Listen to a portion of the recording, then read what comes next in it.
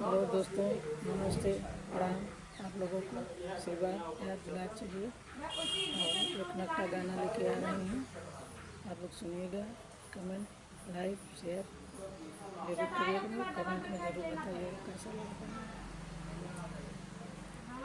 रुपया में एक बीरा पनवा गुजर कैसे हुई है सजना। रुपया में एक बीरा पनवा गुजर कैसे हुई है सजना।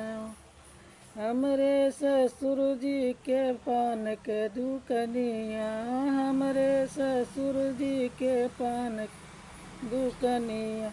उन्हों के देव नहीं दमवा गुजर कैसे हुई है सजना। उन्हों के देव नहीं दमवा गुजर कैसे हुई है सजना।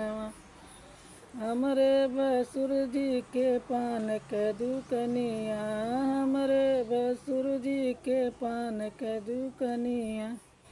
उन्हों के देव नहीं दमवा गुजर कैसे हुई है सजना।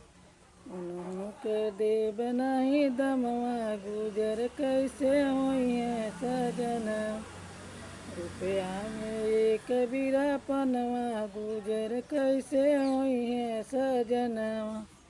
हमरे देवर जी के पान के दुकनिया, हमरे देवर जी के पान के दुकनिया।